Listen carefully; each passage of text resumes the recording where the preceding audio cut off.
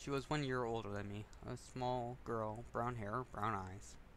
She was of a slightly plump physique, but skin a man like me could be jealous of.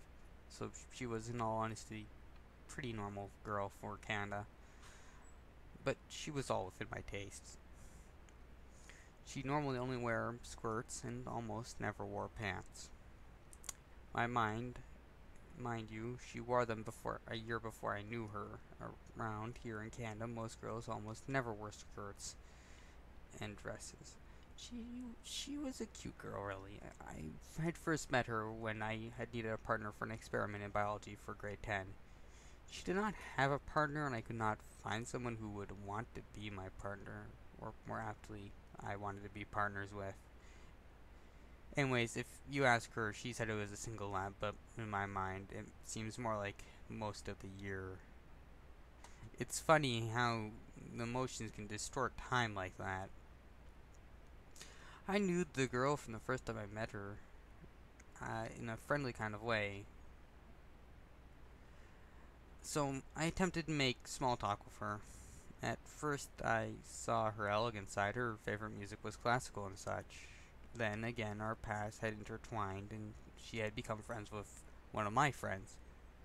There she was, at a movie night.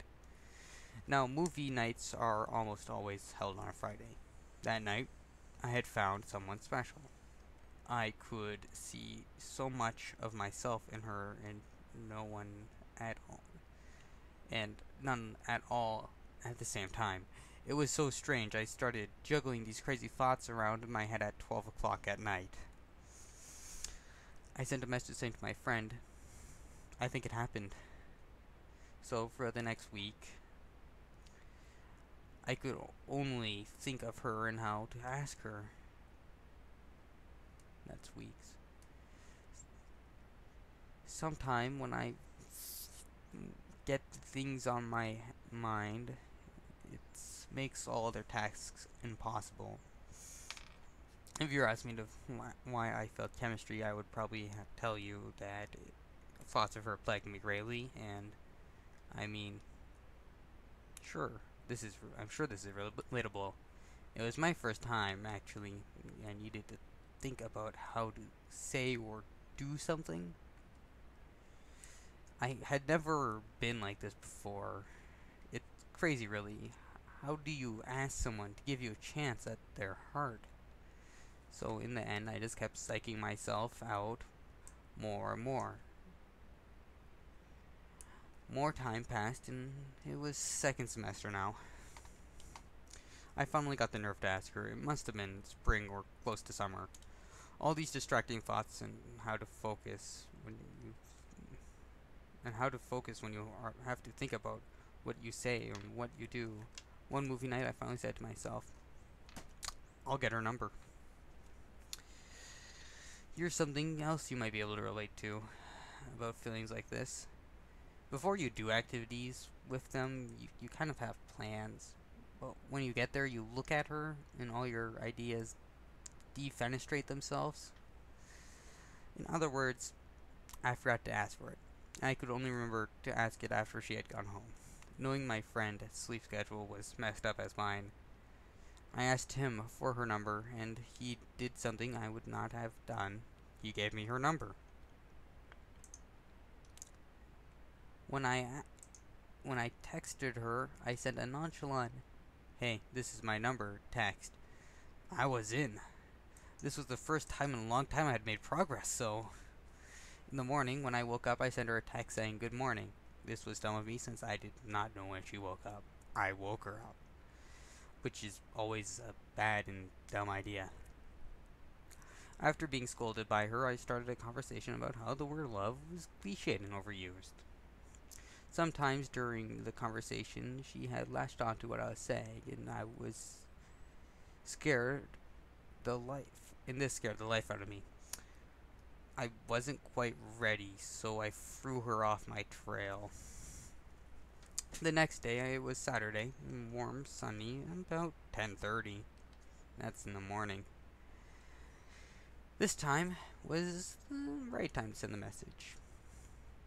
Master Pope, I decided to say, You know, I've checked around and there's no word that quite exactly means what a love means.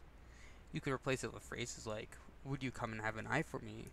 Uh, wow me. Way to go with listening to way too much Irish Rovers. We made some morbid jokes about it's typical fashion for her. I stopped and had to think about where to go from there. 10 minutes, 20 minutes, 30 minutes. I finally said to her, so I guess what I'm trying to say is, would you come and have an eye for me? And the words that was sticking to me like a needle for a long time. I'm sorry, I just can't. There was no sense of needing to wallow in my sadness. It was just slight in frustration. I mean, I spent all this time setting this up, and I get a no. I need to ask her why, and she gave me a valid reason. However, in my frustration, I explained to her how I was much too stubborn to give up. She told me that this was an insurmountable wall, and I told her back, you know, I'd rather hit a wall till I broke through than climb a wall. We got into this large logic dogfight. I knew I could win, but I wasn't giving up without a fight. When I write this, it has been a few months since then. A few months later, she says to me, "What does love feel like?" This was a question that stung